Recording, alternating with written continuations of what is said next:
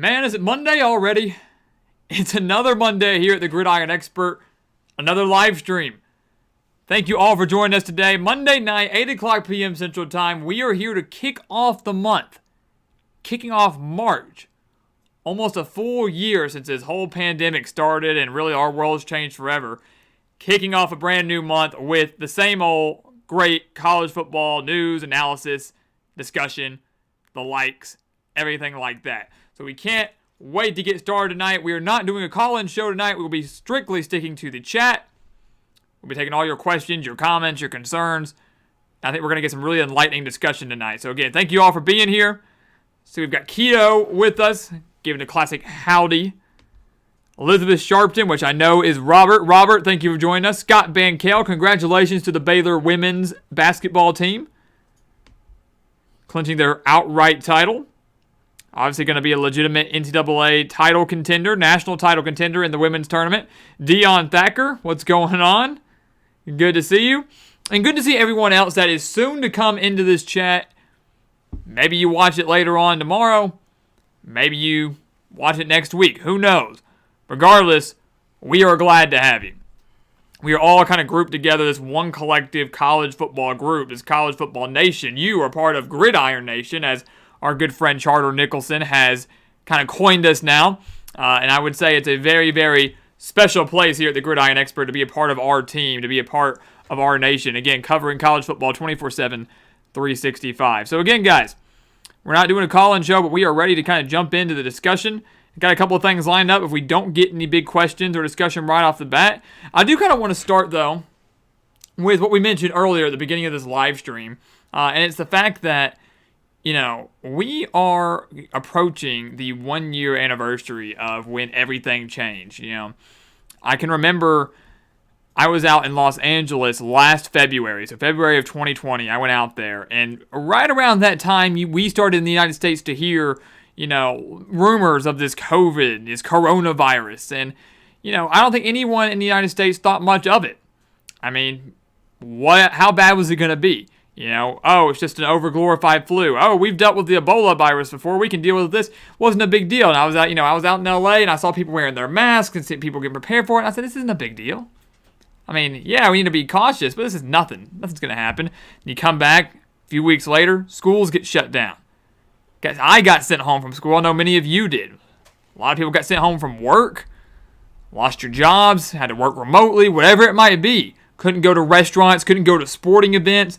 And the NBA put their season on hold. We didn't have an NCAA tournament. That's something that's less than 2 weeks away now. Less than 2 weeks away from Selection Sunday. And I think, you know, this has really shown us, guys, how strong we can be as a country and as a united fan base across the board. Is we've overcome all these challenges and all these obstacles. And look where we are. This happened in March. No one knew if we were ever going to almost recover. And within a few months, we had the NBA bubble. We were able to have a NBA playoffs and crown a legitimate champion, whether you like it or not. The Los Angeles Lakers were the real and legit and well-deserved NBA champions. We had baseball. I believe the Dodgers won that over the Rays. They were a well-deserved, legitimate World Series champion. We had a full college football season. We had a full NFL season. The Tampa Bay Buccaneers and Alabama, both legitimate and well-deserving Super Bowl and national title champions. So all of these things combined, guys, we did all that in a span of about, 4 or 5 months? We got those things started, and then we ran through the course of those things, and now we're coming up on a year, and we're about to have March Madness, which this time last year we didn't have. We're about to kick off a baseball season, which this time last year we did not have. You know, so much is going on, and I think it really is just a testament to how much we've overcome. And still, there's a lot more to do, a lot more work to do. COVID has not been eradicated, but we are making great, great strides, and I think it's a really... To kick off March 1st now, it's kind of bittersweet that we're kind of coming up with this 1-year anniversary. Just kind of sit back and look and say, wow.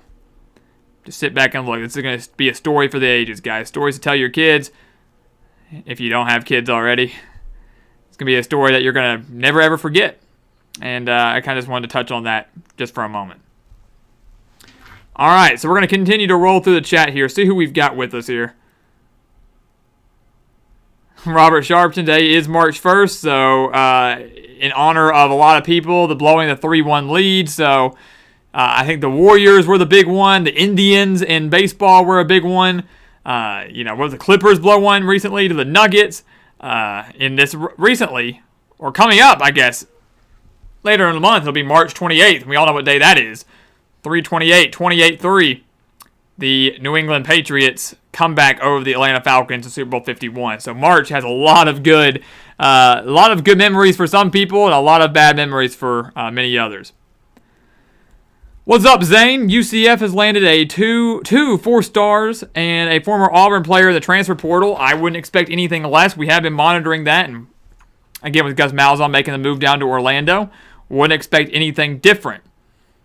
UCF is going to be scary good this year, guys. If you thought they were going to continue to drop off, or that Cincinnati was a shoe-in for the American, you are wrongfully mistaken. Gus Malzahn is going to have that team back in New Year's Six title contention, New Year's Six bowl contention, no doubt about it. Scott Bankill, I like this a lot, and I'm glad, guys, that you guys are talking about this. The audio, Josh was fixing that up for us. We had some issues earlier, so I'm happy to see that things are a little bit better, and everybody seems to be doing all right. Hey, and Mark Rogers, if you're still here, I'm just now seeing your comment, Mark. I really, really appreciate that. We've got to get together again sometime. I'll shoot you a text here soon, Mark, but you guys all know it. I know you. If you watch the Gridiron Expert, you probably watch the voice of college football on Mark Rogers TV. Great friend of mine. Great work over there. Mark, great to hear from you. So nice to hear from you.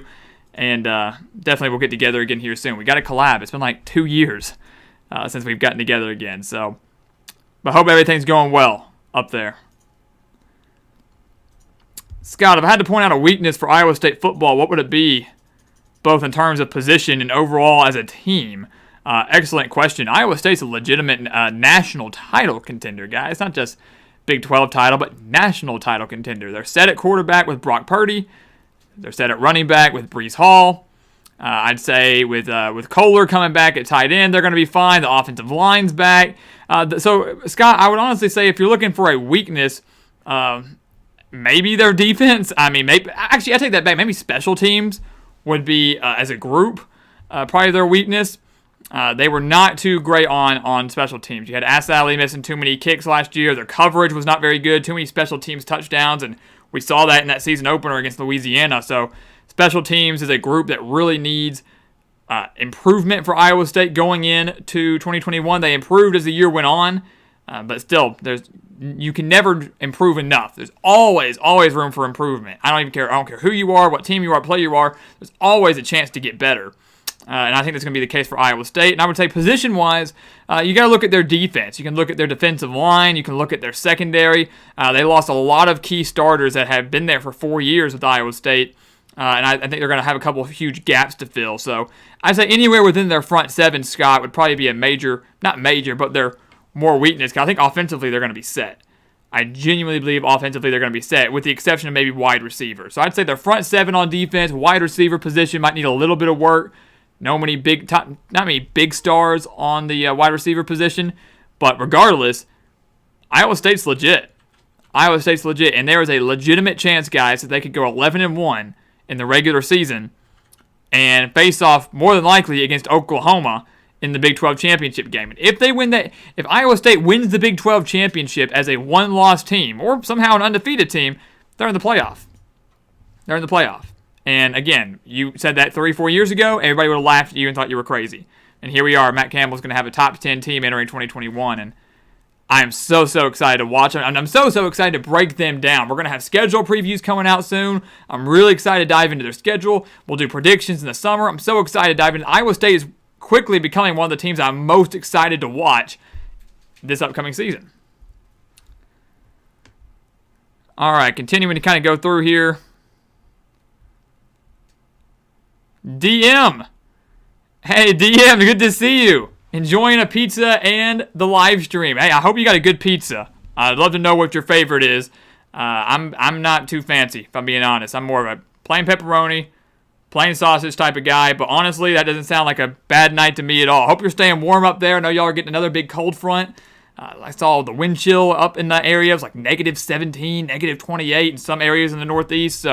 But hope all is well. Hope you're staying warm. Enjoy that pizza for me. And I can't wait to get going with some more college football discussion. And FCS content coming out later this week. We've got 2 Game of the Week analysis videos coming out Wednesday and Thursday, tentatively. And we're really, really excited to start diving into more FCS coverage. Something that, as you know, and as many others know, we haven't had a chance to do in the past. Because it's kind of conflicted with the FBS season. Well, now we're getting a chance to solely focus on the FCS, and it's going to be absolutely fantastic. So we've got plenty of videos coming out on that, and I hope you enjoyed our recap video from what was a wild FCS Saturday just a few days ago. And we'll touch more on that in a second. Mike Myrick, what's going on, man? What's going on, Mike? It's been so long. It's been so long since we've talked. But go Noles, man. We're really excited to talk Florida State this year, too, with Mackenzie Milton transferring down there. Might give Mike Norvell that offensive boost they need. Hashtag Mike got us. So he feels very confident in Mike Norvell. But, Mike, really good to see you. Good to have you back. It's been a while. Hope you're doing well. Hope you're staying safe. And, again, I hope you're cheering on Florida State basketball. Not only suffered a bad loss to UNC, but they're still a team, man, with Leonard Hamilton. Could easily be a Sweet 16 team, maybe further this year. So, hope you're taking care. Keto, love this question. Any teams that can make a Cinderella run in March Madness? We are going to have, when the Selection Sunday rolls around, so 13 days now, one of my favorite days of the year, we are going to have a video that comes out before the tournament starts of the teams that you want to watch out for. So it's not going to be a full bracket prediction video, because that could take like an hour. And I know not many people want to watch an hour-long video on that. But we will have a little bit of video of teams to watch out for, potential upsets in the first round, Cinderella teams. And Keto, when you're picking your bracket, this goes for everybody.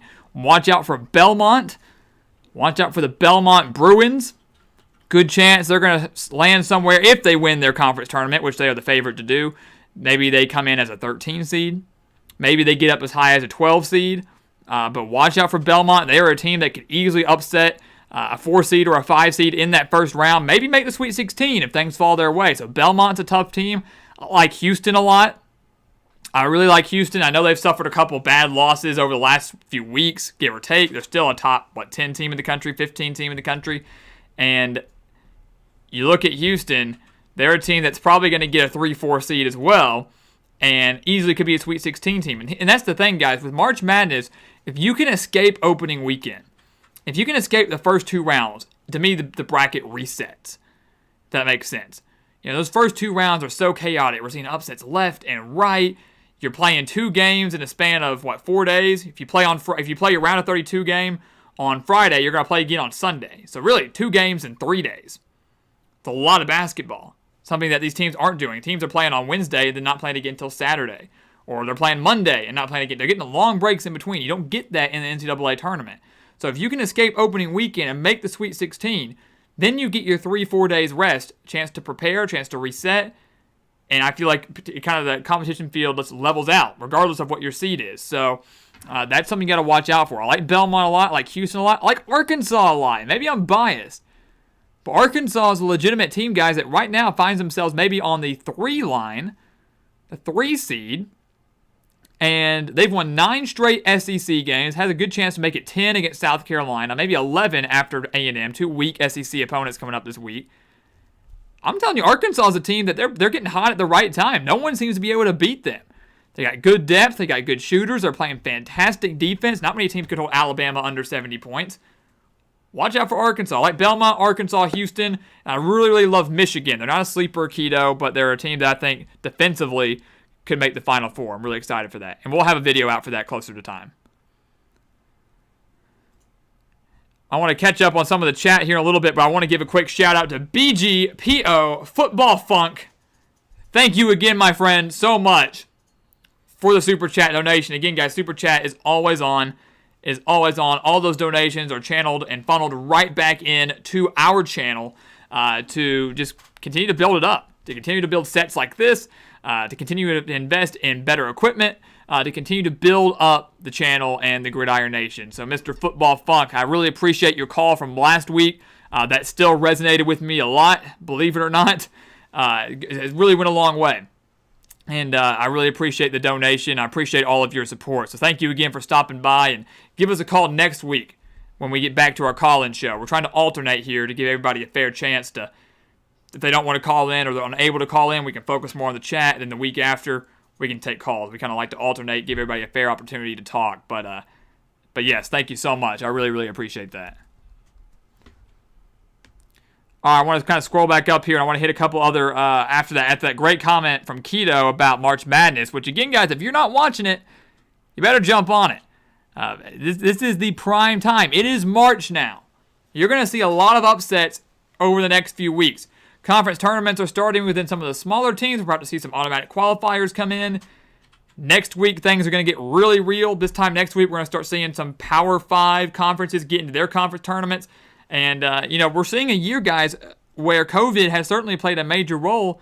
A year where we might not even see some of the traditional blue blood programs make the tourney. You're not going to see Kentucky unless they win the SEC, and they probably will not. So you might not see Kentucky, Michigan State, Duke, North Carolina. All 4 of those teams might not even make the NCAA tournament. How crazy is that? And if they do, and I think your best chance for that to happen is North Carolina and Duke. If those 2 teams, or one of those 2 teams gets in, they are probably going to be a double-digit seed. 10 seed maybe at the best. If they're lucky, they'll get to an 8-9 line, but they're not going to get any higher than that. So there's a chance they could get in and get put out first round. These are not your typical powerhouse teams that we've seen in years past from Mike Krzyzewski and Roy Williams and John Calipari and Tom Izzo. Some might blame COVID. I think it's the one-and-dones finally catching up to them. That's just my personal opinion. Eventually, you're going to get these highly touted freshmen that are going to come in there that have no sense of chemistry, haven't had a chance to build up chemistry, and you will struggle. 9 times out of 10, that doesn't happen. But there's always that 10% chance. This was one of those 1 out of 10 moments where the chemistry just wasn't there. Not saying they're not talented. Not saying that by any means. But the chemistry was not there for these teams this year. And I don't really want to hear COVID as much of an excuse for many of these teams. Because you look at Michigan, Gonzaga, Baylor, Arkansas, Houston, Alabama, all these teams, they are thriving. And you can say, well, it's because their players stayed. I rest my case. Players stayed. You stay 3-4 years, you build up your chemistry. I know the NBA calls, I know money talks, but still, guys, telling you, I miss the days of college basketball where guys stayed for multiple years on end. Because if you can get these highly touted 4-star, 5-star recruits and get them to stay till they're a junior or a senior, imagine how good that team can be by year 3 or year 4. National title contenders, Final Four contenders. I mean, how much that can do for a single program. Not many teams can do what Duke, UNC, Michigan State, Kentucky, guys like that have done year in and year out. Bring in a guy 1 year, make an Elite 8 run off the NBA, and repeat. Not many teams can do that. So I don't really feel much sympathy or empathy for those teams that have struggled this year. They've had a lot of success over the last few years. Give some of these other guys a shot in the tournament this year. And I think we're going to see that. It's going to be a very interesting March Madness. And it's an historic one for multiple reasons. Hey, Jalen Johnson, you hope Arik Gilbert will come to Clemson. Where do you think he'll end up? Jalen, I don't know. I don't think he's going to go to Clemson, if I'm being honest. But I'm getting a little frustrated with Arik Gilbert right now, if I'm being honest with you. He's going to go to LSU, linger there for a little bit, and go, well, you know what, I'm going to go to Florida. It doesn't do anything with Florida. Doesn't play for him, doesn't practice with him, does nothing, and then change his mind for whatever reason. I don't understand. Because if I'm not mistaken, wasn't it Arik Gilbert that was like, I'm transferring to LSU because I want to be closer to home or something? And isn't his home like in Georgia or Alabama, somewhere around there? And they said, oh, okay, well, if it's in Georgia, he'll probably transfer to Georgia, naturally, with that type of talent. And he goes to Florida instead.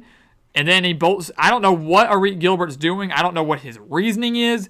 But he just needs to pick a place and maybe stay loyal to it.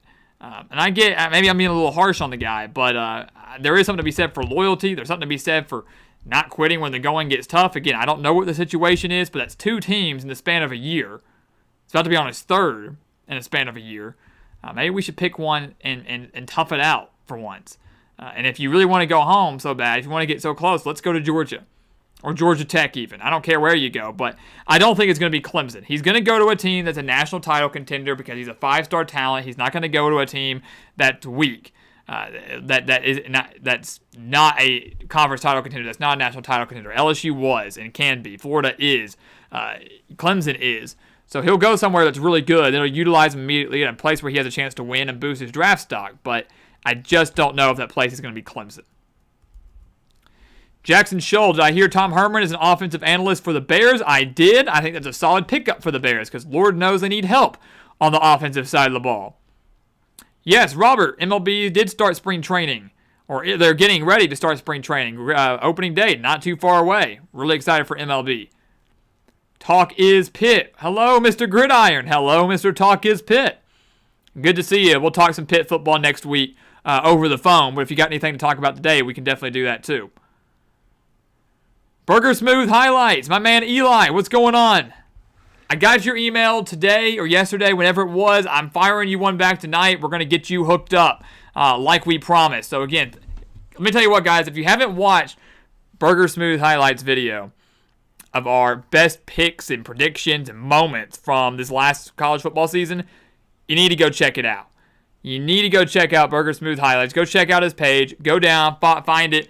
Gridiron Expert, top picks. I mean, this guy went out there and went through every single one of our videos for 2020 and found the best predictions that we nailed and compiled them. And not only did he take them, but he put the actual game footage along with it to show how the game actually played out. I mean, I was taken away by how well made that video was and how cool that was. So go give it a look. Go give that guy a follow. Subscribe to him. Give him some views because he absolutely deserves it. Doing some great work over there. And again, Eli, I will hook you up later tonight. We'll touch base. So again, thank you for all the support. Thank you for all the hard work. And good luck, man. Continue to do the great work at school.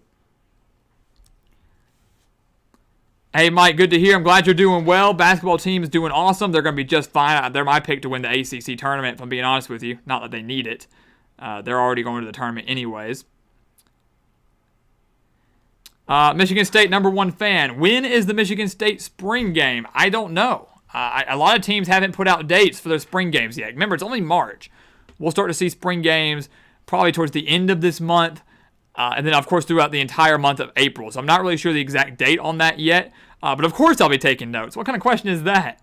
Of course I'll be taking notes, and we'll have a lot of them because Michigan State needs to figure out their quarterback issues. They've got to figure out an identity on offense. They've got to figure out a way to be more consistent. This is year 2, hopefully a normal year for Mel Tucker. Again, a year that we talked about last week where they're borderline bowl eligible in our eyes. So, yes, I'll be taking notes on every team, every spring game, and that's going to obviously affect some of our decisions when we look at predictions, how well teams look, how well players look. So, yeah. We're really excited about it. When spring games roll around, you know college football is back. And remember, guys, we have FCS football too. We have real live action, not scrimmages, not speculation, live action football games going on until May 15th. And we're really excited about that, and we'll be covering that a lot too.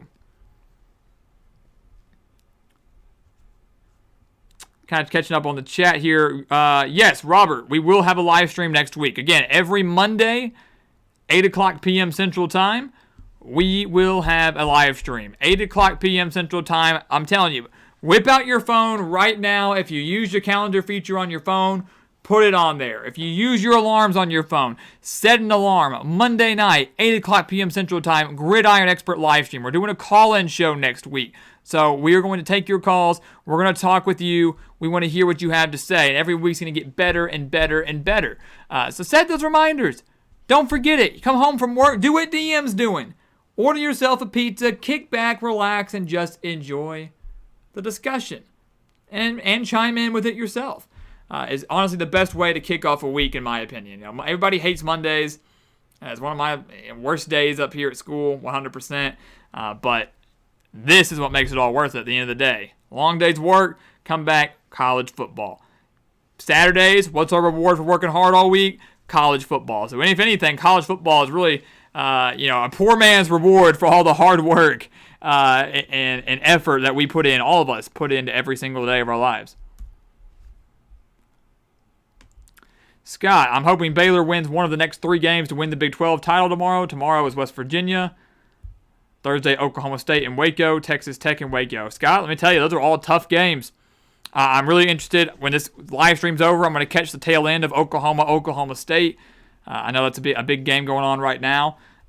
You might not beat West Virginia tomorrow, Scott, and I know you know that firsthand. West Virginia is a dang good team. Keto, if you're looking for another team that can make an Elite Eight type run, it's West Virginia. They're shooting the ball better than they have in a long, long time. Bob Huggins playing some great defense per usual. And, so Scott, I'll be pulling for Baylor to win that title for you so you can breathe. But I do think that if you fail to get it tomorrow at West Virginia, you will get it at home against Oklahoma State. I genuinely believe that. I think COVID, genuinely, Scott, played a role in Baylor's loss to Kansas. Baylor was on a roll. They were clicking on all cylinders. Got a pretty lengthy break because of the COVID outbreak. And then they get a road game at a solid top 20 Kansas team, and they fell. And that was bound to happen. But like you said on some comments earlier, at least it was not the NCAA tournament. At least it wasn't that. One loss does not define your season. Baylor's still in a prime position to get a number 1 seed. And you and I both know they'll be just fine. Hey, Josh hooked you up, guys. He's letting y'all know. Again, we've got our big editor and producer here, Josh Pruitt. You're seeing him in the chat. He deserves a lot of credit. And I know I see him talking a little bit. Someone's talking about getting a hamburger. Have to catch up on that. But if you guys ever have any issues with the chat, or you just want to keep Josh company, chime in. Give our boy some credit. I forgot to mention that a decent amount of your super chats also go to Josh as well. So we definitely hook him up with that. Talk is Pitt. We got 2 games for Pitt, Wake Forest, and I forgot who else. Our team suffered so much. Lost 7 straight to season-ending injuries, and 2 players quit mid-season. I mean, yeah, that's going to do it. I mean, we're seeing a lot of that in college basketball this year. We've seen, yes, injuries, but we're also seeing players just choosing to opt out. I don't follow college basketball as closely as I do college football, but we saw a big player from Duke, totally blanking on the name because I, quite frankly, no offense, didn't care, opt out. He quit on his team in the middle of the season. Why? Because Duke wasn't doing as much as they were supposed to. He knows this is not going to be a championship year for Duke, more than likely, so he opted out, and he's going to try his hand at the NBA. He was one of those 5-star players that came for 1 year, and we know that he will get drafted in the top probably 15 of the NBA draft. So I don't like players that do that. I hate players that do that in college football, too, for their bowl games. Yeah, I'm going to sit up my bowl game because I'm too good, and I'm going to be a top NFL pick, so I don't want to risk getting hurt for a meaningless bowl game. If you want to see me get fired up, it's when players quit on their team for meaningless bowl games because they're not meaningless. It's absolutely ridiculous. I get where you can see both sides. Like, hey, yeah, it's not the national championship, so we don't want to see this guy tear his ACL in a bowl game and ruin his draft stock. I know money talks. Millions and millions of dollars are at stake. But your teammates, your fan base, history is also at stake, whether you're playing for the national championship or if you're playing in the Arizona Bowl. I don't care what it is. You still, in my eyes, are ditching your teammates and basically saying, I am more important than everybody else that is choosing to play in this bowl game. And I think that's exactly what's happening in basketball, too. If you're going to quit mid-season, you're not opting out. You're not opting out for better ventures or because of safety or because of... You're opting out because you're just a quitter. You're just a quitter. And that's the end of discussion. Burger Smooth, boldest FCS prediction? Boldest FCS prediction. That's a great question. Man. I'll give you one, Burger Smooth, and I don't know if I fully believe it deep in my heart, but I'm just going to go on a limb. Boldest prediction right now, North Dakota State will in fact not even make it to the semifinals of the playoffs. That'll be my bold prediction for you. They will not make it to the Final Four of the FCS playoffs. There's 16 teams that get it. They will be part of the first 16. They may even win their first game. But when it comes down to the Elite Eight of the FCS playoffs, they will lose in that round. I hope that's not the case. I've enjoyed watching this team. I love watching this team. And I do think they're going to come back better than ever after that bad loss to Southern Illinois. But I don't know. I'm not feeling it. I'm not feeling this as being a championship year for North Dakota State. For the first time in a while, someone like James Madison, North Dakota, not North Dakota State, North Dakota, South Dakota State, Northern Iowa, Weber State, someone like that's going to get in there and win the national championship this year. And Everybody's going to claim, oh, this is the end of the NDSU dynasty. Oh, they're so overrated because of Trey Lance. That's preposterous. That's ridiculous. They'll be back, and they'll probably win 10 more national championships in a row. I mean, take 1 year off, win 8 or 9 in a row like they always do. But they're going to be just fine. To say Trey Lance was the only reason was ridiculous because Trey Lance was only there 1 year. They've done it with Carson Wentz. They've done it with Easton Stick. They did it with Trey Lance. They've done it with guys prior to that. So the quarterback issues aren't going to be fine. And I do have faith in Zeb Noland. I do think he's going to turn it around. He's kind of finding his footing as being a leader, something that he really wasn't before, really ever been in his collegiate career. Started a few games for Iowa State, but was never their full-time starter. So this is a new territory for him, and certainly a very high-pressure one. But I think that loss for NDSU kind of relieves some of that pressure. The streak's over. Everybody knows they're not immortal. They have a reputation to uphold, but maybe not as much as they did anymore. So now they're not number one anymore. They're going to slowly climb up those rankings and build back, but I think they fail to make the national championship. That'll be my big prediction right now. And Talk is Pitt agreeing. James Madison winning the FCS national title. Very, very possible. Very, very possible. William G, what's up, man? Do I think Kirby will try and get Darian Kendrick and give him a chance and a shot? I think he will. Sure. I think he's going to go after him. Why wouldn't he? Right? Why wouldn't he? But we know how loaded Georgia is right now anyways. If he goes after him, how big of an impact can he make anyways? Where are they gonna give him his shot? That's the $1 million question. Go after him. Why not? Why not go after extra talent? But the same can be said for all the talent that Georgia has brought in over the years. I mean, do we remember at one point in time they had Jacob Eason and Jake Fromm, and then they had Justin Fields. And then last year they had Jamie Newman, who, yes, opted out, but they got Jamie Newman and JT Daniels and plenty of other five-star recruits. And I'm just talking quarterback position right now.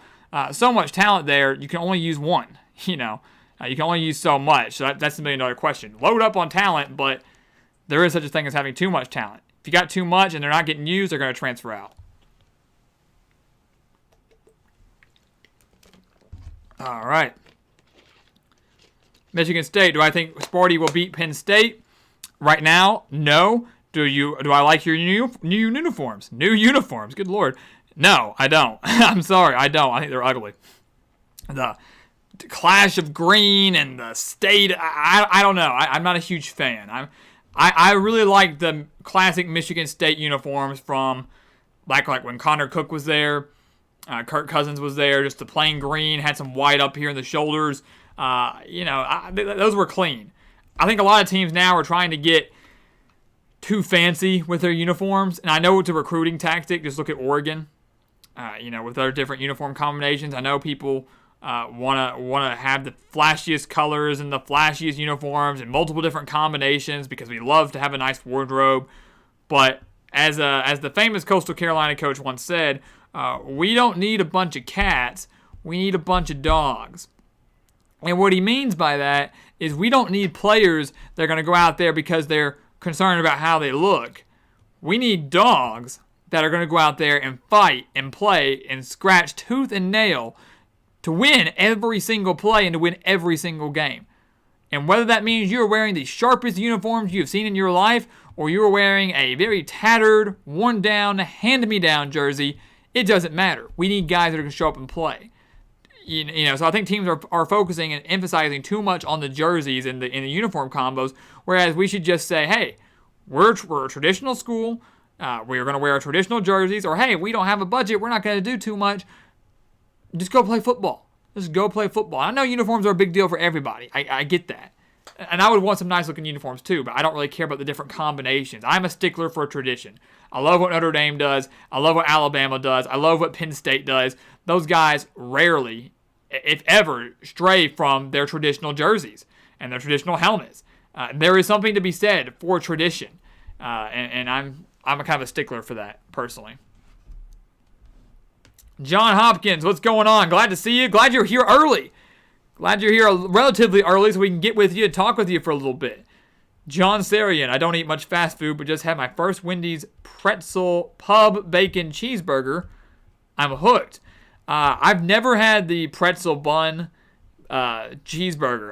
I'm sketchy. I'm skeptical of mixing like the pretzel bun with the meat. You know, I don't know. That kind of freaks me out a little bit.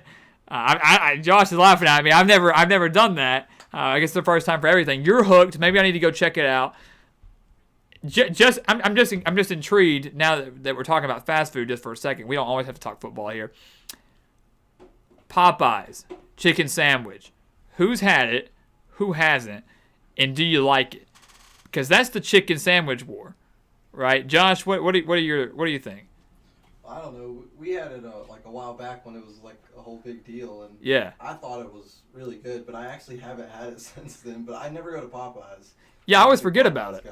Yeah, well, I'm not a huge Popeyes guy. I just forget about it. I forget it's there. You know, we've got Chick-fil-A here, and I think every chicken sandwich is a little bit different. You know, like Popeyes was like fried chicken. It's crispier, you know, and like Chick-fil-A was like they're hand breaded. You know, it's more like a nice breaded chicken. It's not necessarily like fried, and there's just a complete clash in style there. It's almost impossible to compare the two. And for real, I mean, it's completely different. And the bun does a lot for.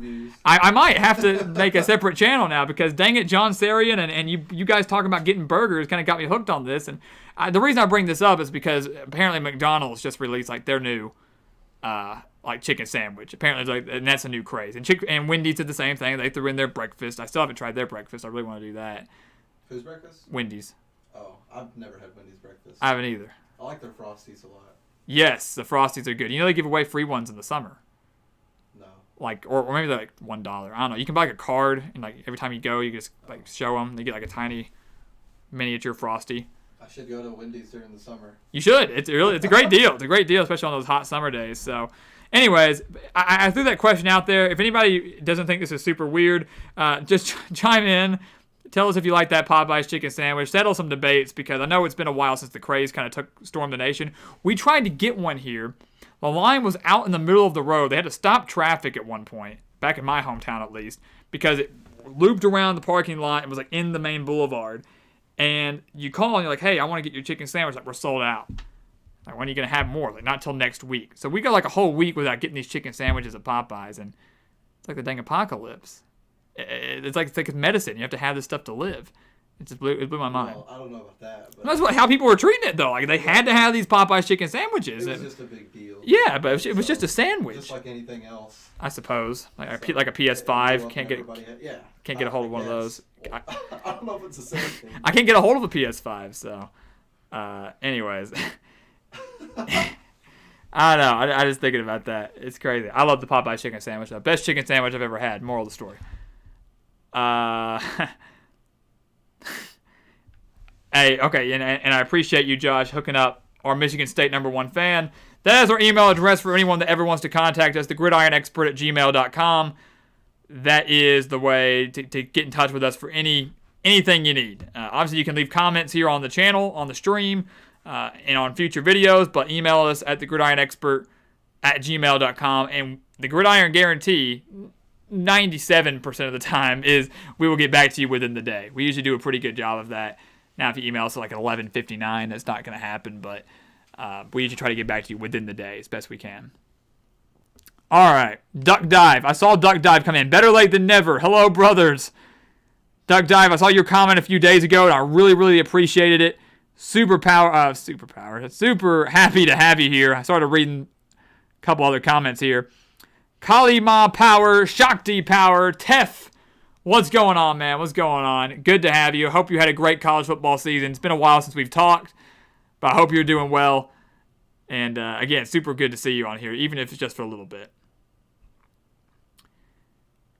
Courtney Conaway, any thoughts on Jacksonville State football? Hey, it was a good opening win the other day, right?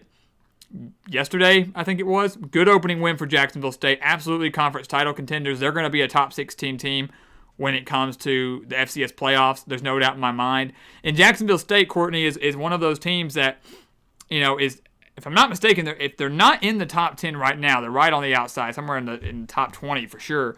A lot of people aren't talking about them. And we've seen Jacksonville State with a rich history of pulling off some big upsets. 2010 they beat Ole Miss. A couple of years ago, 2015 they almost beat Auburn. If we remember, went into Jordan-Hare, took on number 6 Auburn, took them to overtime. So they have talent. I know that's in the past, but they've got a lot of talent this year too. And they're one of those teams that's not getting a lot of attention compared to North Dakota State, James Madison, Weber State, guys like that, but could very well make a run in the playoffs. So I was impressed with their performance yesterday, and I do think they're going to have a very successful season.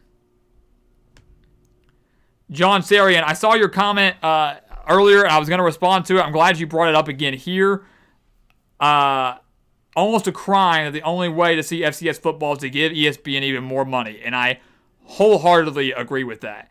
It's one of the things that frustrates me so much right now is the fact that the FCS, this is their moment. Under normal circumstances, they do not get this much attention because they are playing football at the same time as FBS football. So they're not going to get primetime ESPN slots. It's just not going to happen. We are in the middle of March. We just started March. We've got actual college football on. And like you said, the only way you can see it is to buy ESPN Plus or to have some other weird streaming service that's not even related to ESPN, or be in the area and watch it on your local channel like you do in North Dakota and places like that. It's ridiculous. Why aren't we airing these games on ESPN, ESPN2? Why aren't we covering FCS football on a Saturday like we are FBS football? Why? And have you noticed when you watch SportsCenter, you don't get FCS coverage on SportsCenter. We just had a phenomenal day of FCS football on Saturday, and did you see any of those highlights on SportsCenter that night? You didn't. They covered NBA, more NBA, and more NBA, and then occasionally dabbled with college basketball. Where is that okay? It's not. This is historic. It's spring football. Legit college football. And no one talks about it. And like you said, the only way to watch it is to actually pay more money on top of whatever streaming service you use or cable that you're paying for. And it's horrible. And I'm very frustrated with it. I had to bite the bullet and pay for ESPN Plus. I did that a few months ago. I've had it for a while, actually. I didn't like it, but I knew that it was going to benefit me in the long run. But I hate that for teams that just want to watch some FCS football when it should be covered just as equally as FBS, especially when there's no excuse for it not to be. I know right now college basketball is going on, but in 2 weeks, college basketball will no longer be on ESPN networks. The tournament is on CBS, TNT, True TV, places like that. That's when FCS should start taking over the ESPN networks, and it's just not. And it's really a dang shame. We'll probably get to watch the playoffs, FCS playoffs on the ESPN channels, but regular season, you can forget about it. Keto, my town doesn't even have a Chick-fil-A or Wendy's. Guess you're missing out. Wow, that's crazy. I know you're up in Washington, right? Yeah, Washington, if I'm not mistaken. And I know you're a big Washington fan. And I didn't know they didn't have Chick-fil-A or Wendy's up there. Wendy's, especially Chick-fil-A, seems to be more of a southern thing. They've got a lot of those down here in the south where we are, based out of Atlanta, obviously. That's where the Chick-fil-A Peach Bowl is played in Atlanta. I believe Chick-fil-A was founded somewhere around there, but that does surprise me. And John saying the Griddle Bird expert channel coming soon. Honestly, hey, maybe we launch that. Maybe we launch the Griddle Bird expert in a few weeks, just for fun. Scott Fisher, what's going on? Good to see you. And I'm glad I'm finally catching up on some of the comments now about our sandwich debate. I take too long to get down here. Chick-fil-A has great grilled chicken sandwich, great grilled nuggets. I even love their Greek yogurt parfait with cookie crumbles, which is like ice cream to me. I've actually never tried the yogurt parfait. They sell them here on campus. Never had them. I don't like yogurt. And Josh doesn't like yogurt, so that's going to be a no. But if it's like ice cream, I'm going to have to check it out. They're chocolate chip cookies, though. I guess if it tastes more like ice cream, it'd probably be okay. It's like froyo. It's like frozen yogurt, maybe. It's not real ice cream, but it tastes like ice cream. You can put your toppings on it. Cookie crumbles. I mean, it's like some extra toppings. Robert saying Mr. Beast did fast food kind of reviews and stuff like that. Yeah, I know a lot of people did that. I don't know if we're gonna go that far with it, but it would be kind of fun. Keto, thoughts on Tennessee football in 2021? I'm really excited to cover Tennessee football because look, Keto, I say I'm excited to cover it because I think it's going to be so fun to cover because it's going to be so bad. And that sounds horrible because I don't have anything against Tennessee, but they're just one of those teams that this year you're going to cover them and you're not going to help but laugh because of how weird their situation was over these last few months. Keto, if I'm a Tennessee fan, I'm not getting my hopes up. I am just banking on this is going to be a rebuild year. So many players have transferred out. You've got a brand new head coach, bringing in a brand new staff. You've got a new AD. Fans are not very happy. They haven't been relevant since 1998. Only 4 winning seasons since 2010. I mean, this a once proud program, and it's still a very rich and tradition program. It's just down in the dumps. It's literally on fire. And the fire is so big that Josh Heupel is not going to be able to put it out in year one. And if he does, he might be heralded as a god in Knoxville. And I don't know what record it would take for people to be happy. If I'm Tennessee, I'd be thrilled just to go bowling in year one, if I'm being quite honest with you. But Keto, I don't think they're going to get there. I think it's going to be a very rough year for Tennessee. I haven't really looked at their schedule in deep detail, but I don't think they reach 6-6. I think they'd be lucky to reach 5-7. Just think about the schedule already. I mean, we know in the East they've got Georgia, not going to win that. Florida, not going to win that. They always play Alabama. They're not going to win that. So right there's 3 losses. Again, I haven't looked at their entire. You know, let's just pull it up while I'm at it. I'm just very intrigued now.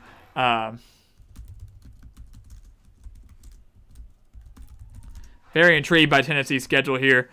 You know how tough the SEC is. I mean, yeah, look, talk is Pitt. You know, Pittsburgh is coming to Neyland Stadium. That's not a surefire victory. Probably going to be a loss, if I'm being honest. So 1 loss at Florida, 2 at Missouri, 3. Ole Miss is going to be good. 4 at Bama, 5 Georgia, 6. And then, you know, are they going to beat South Carolina? Are they going to beat? Kentucky? I mean, again, there's so many bad games and tough for Tennessee that I don't think they're going to go bowling this year. Bowling Green should be a win. Tennessee Tech should be a win. South Alabama should be a win. Kane Womack's going to turn that team around quick, though. And then maybe give them the win against Vanderbilt. So I see 4 wins. None of those are locks, maybe with the exception of Tennessee Tech, and even then. So 4 maybe games I feel good about. And then you're looking at toss-up games. I say South Carolina's a toss-up. Kentucky's a toss-up. And Pittsburgh is a toss-up. So, they'd have to win 2 of those 3 to go bowling, and I just don't know if they can do it. I really don't. So, it's going to be a rough year for Tennessee, no doubt about it. And Robert making a good point. They are the most overrated team in the SEC, year in and year out. No doubt about that. Drew McDonald, I should stream college football games or football games on the PS5. The games, not the actual football. I should get a Twitch channel. You know, Drew, we've actually talked about that. I got to get a PS5 first. You know, Josh and I are talking about that. It's about dang near impossible to find one. If any of you guys have one, reach out. I might buy it off of you because, I can't find them anywhere. But a Twitch channel would be cool. Once the new NCAA game comes out, I would love to do that. I'd love to hop on. I'd love to play some people, and I'd love to play some games. I think it'd be kind of fun for everybody. And maybe we get a Twitch channel lined up where we can do it with the old NCAA 14 games. Why not? But Twitch channel is something we'll look into. I know it's a great way to get to a better audience, and a lot of people are into that. So appreciate that suggestion. Let's see. Yeah, Keto, you're doing a video on the Vols. I enjoyed your Baylor prediction today. Great work with that. Got a lot of views relatively quickly. So great work with the Baylor video. Got them going 6-6. I was surprised with the win over Kansas State. That one kind of caught me off guard, but I like the upset pick. Very well done. And as for the Vols, again, I'm not feeling good this year about Tennessee. Hendon Hooker from Virginia Tech transferred there. So, and I don't think he transferred back out to my knowledge. So, if he stays, that's maybe a quarterback consistency for Tennessee. They've got a former Power 5 quarterback now. That's huge for the offensive mind of Heupel, but the defense, I think, is going to be garbage because they've lost so much, and Heupel is just not a defensive-minded coach, and they're not going to be able to turn that around in year one. And again, the schedule is just so brutal. I really think 5-7 would be a solid year for Tennessee, if I'm being completely honest with you. Let's see. Oh, Josh already answered the question about Twitch. I'm so far behind. I see about Twitch. Yes. It's certainly not out of the question. It's certainly nothing is ever out of the question. 100%. Jalen Barnes, good to have you. Yes, I'm excited for Mike Leach and Mississippi State in 2021 as well. I hope that it fares better than 2020 did. I hope he's able to start implementing the air raid a little bit better for Mississippi State. KJ Costello, we all thought that he was going to be great, especially after week 1 against LSU, and then they just took a nosedive. So hopefully things start to fare a little bit better for them.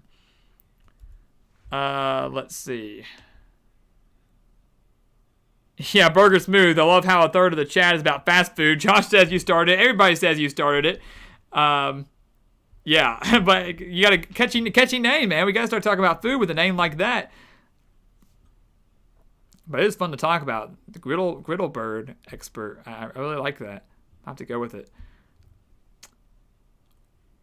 Alex Colburn. Vandy, 10 wins this year when hell freezes over. If Vanderbilt... Tell you what. Alex, and I'm saying it now, mark it now, as of 8:56 p.m., 8:56 p.m. on March 1st, the Gridiron Expert livestream, if Vanderbilt wins 10 games this season, the Gridiron Expert, myself, will shave his head completely. I will shave my entire head. And Josh is my witness. All of you are my witness. I will shave my head if Vanderbilt wins 10 games this year. And I feel so confident in saying that because I know it's not going to happen. But if it does, hell will freeze over and my head will be bald. So let's have some fun with it. Duck Dive. Sorry. W2B Room. I don't know who we're talking about there. Maybe I missed something up there. Keto, Washington split into 2 sides, east and west. West side is cities and forests, east side is farms and hunting. So I knew you were a big hunter, so that makes sense you live on the east side. That's actually really interesting. We talked about this last week. I never really think of Washington as being a necessarily all foresty and very hunt central, I guess. I don't really think of many people hunting there, but I guess, I know hunting in like Montana and Idaho and that area is pretty popular. So if you're on the east side of Washington State, you're getting close to the borders of those states up in the northern part of the country. So I guess that's not entirely far-fetched. I've just never really thought about it. So that's pretty cool. I love it. All right.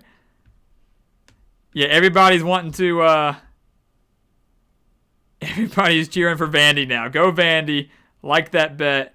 Josh will hold it to it. Josh and I made a bet once where he couldn't shave his head for the entire year. Couldn't get a haircut for an entire year. It's now been 15 months and he still has not gotten a haircut. So he went well over the bet. He's got beautiful golden locks now. Looks like Thor or something. So it's pretty great. So yeah, look, we'll hold myself to my words for sure. Gerald Burt though says Vanderbilt University will not beat the kick-ass Cats of Kentucky. So with that being said, Vanderbilt only has room for error one more time on the year if they're not going to beat Kentucky. So we'll see. And John, you're right. Maybe we just need to do it for the hell of it. Maybe we just need to do it to get attendance. He's right. We get record viewers if we got it. Duck Dive, the U? Miami? What about them? They're going to be good this year? Yeah, they're going to be pretty solid. They weren't going to be if De'Aaron King hadn't come back, but De'Aaron King choosing to come back to Miami was a huge, huge get for Manny Diaz. The problem with Miami, though, Mr. Duck Dive, is I don't know if they're going to even be able to win the Coastal. We know Clemson's going to win the Atlantic. I think there's no debate about that. Who in that division is going to even challenge Clemson? Nobody. We know the Coastal is the more intriguing of the ACC divisions. And in that division, you have a Virginia Tech team that should bounce back, a Virginia team that's been pesky. You've got Miami, but then you've got North Carolina, who has a very good chance of being a top 10 team to begin 2021. Where do you even begin? We saw how bad North Carolina murdered Miami in Miami this last year. So now the Hurricanes have to travel to Chapel Hill. Sam Howell is still there. Mac Brown is still there. Yes, they lost a lot of key starters, but they're rebuilding because Mac Brown has done a fantastic job of recruiting. So I think 9-3 is not out of the question for Miami. Haven't even looked at their schedule in deep detail yet, and we will be doing that soon because, again, we're going to have schedule previews coming out very, very soon. We've got a really special way of doing it this year. I really think y'all are going to like it. So stay tuned for that, hopefully starting this week. If not, it'll be next week. So we'll talk about Miami and what to expect from them, but I don't even know if they can win their own division. And I think eventually Miami fans are going to get tired of that. But the thing is with the ACC teams, and my last point on that is, at what point do you consider yourself of having a good year? Because let's think about it. You're in a conference with Clemson. Clemson is the Alabama of the ACC. Rarely do they lose. Rarely are they even challenged by a team within their own conference. So you got a team like North Carolina, Virginia Tech, Miami. Great, we've won the Coastal. Your prize is to play Clemson in the ACC championship game and more than likely lose that game in blowout fashion. Not saying it's a guarantee, but to win the ACC, to even have a chance at the college football playoff, 9 times out of 10, you have to beat Clemson at some point, either in the regular season or in the championship game. And that's extremely difficult to do. And so what point do you draw a line and say, hey, we're in the ACC. We know we're not going to beat Clemson, so we consider our year to be successful if we go 9-3 and make a New Year's Six bowl game, 10-2 and make a New Year's Six bowl game. I mean, where do you draw that line? And for Miami, where do you draw that line? Because they're good. They're getting there. Manny Diaz, I think, is doing a solid job. This year has a chance to be very good for them, but they're not back to being elite, and they're not going to be a playoff team this year, unfortunately. And I know that's what the U wants to get back to. But as long as Clemson continues to play at the level they are, it's just not going to happen. Yeah, Keto, absolutely, man. I talked about Burger Smooth highlights. Go check him out. Y'all need to go check Keto out, too. This man, it's March 1st, and he's already doing game-by-game predictions for a good number of FBS teams right now. Great content, great setup. I love the setup of his videos. And so go give him a look. Go give him a look. He deserves a lot more subscribers. There's a lot more likes and comments and views on his videos. So go give Keto a look and give him some feedback and get some discussion going about what he has going for Baylor and Missouri and soon to be Tennessee. I think he might be doing West Virginia next. So a lot of good stuff over there. Go give it a look. John says 50 viewers equals shaved head. I don't know. I think we have to go higher than that. I mean, right? For a light. Lower. What? Lower? No. We don't want to. We can't lower our standards too much. I think on a live stream. 20 viewers shave head. 20? We're 3 away. That's ridiculous. I just want to shave your head. Everybody wants to shave my head. I think we need to go for 100, at least 100, 120. 100 live stream views, and I can shave your head on stream. I mean, we'll get that in writing at some point. It's not confirmed yet. The other thing, Vanderbilt's the Vanderbilt one's been confirmed. This one has not been written down and signed, sealed, delivered yet. Keto, quick thoughts on JT Daniels. Is he the real deal? You don't think so? As someone who saw him at USC, my thoughts. Keto, I do think he's the real deal. And here's why. At USC, he was very young. At USC, he was a freshman early on in his career before he had to transfer out. Got hurt, transferred out. Georgia, he is paired up with, dare I say, better talent than what he had at USC. I think the USC offensive system would benefit JT Daniels more, the air raid offense that Graham Harrell's implementing. They've had a solid core of wide receivers lately. But the defense that Georgia has complements the offense. Kirby Smart does a great job of recruiting. And I think, for the last decade or so, Georgia has kind of been this ground and pound team. They focus so much on the run. They're kind of starting to stray away from that a little bit because now they have a competent quarterback that can do it. And they've got quarterbacks in the waiting in the wings that can do it too. So I think Kirby Smart's going to make more of an emphasis on getting some wide receivers, getting running backs that are going to be threats in the passing game, building up that passing attack. JT Daniels has an excellent deep ball, excellent arm strength. He's very accurate. And for what Georgia needs, Georgia has lacked over the last few years was a quarterback. Not to say Jake Fromm was bad. He was good. But he was not elite enough to get Georgia to win Georgia a national championship. I know they got there before they fell to Alabama.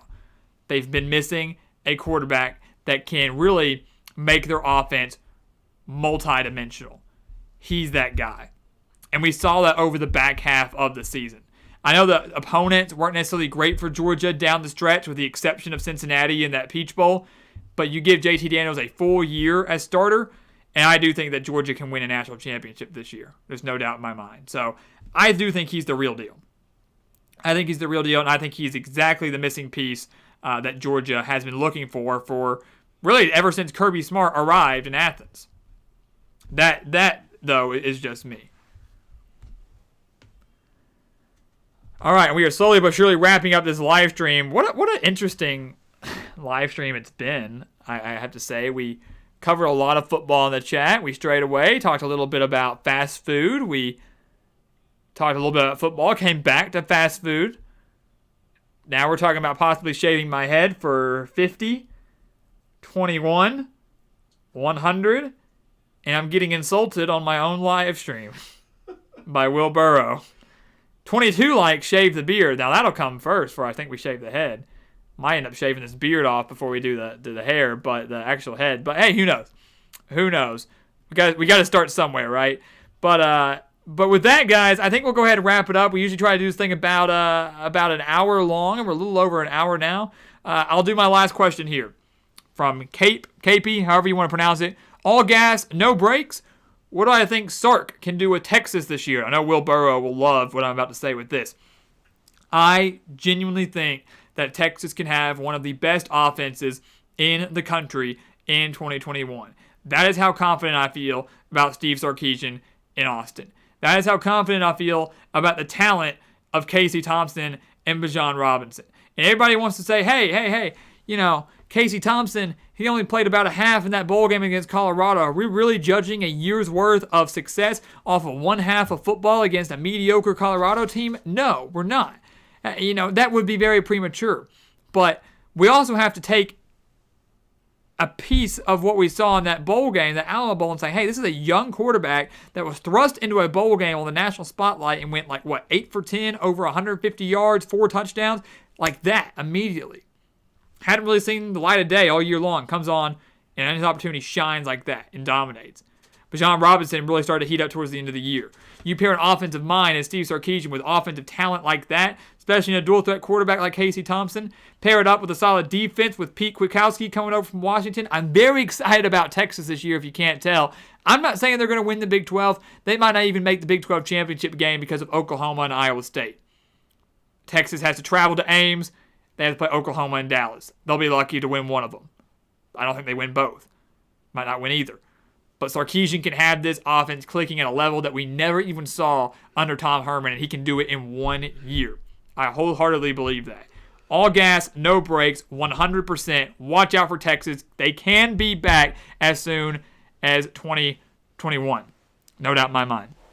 And with that being said, guys, that's how we'll end this live stream. That's how we'll end the night. DM, the piece of pizza I was saving for you was gone.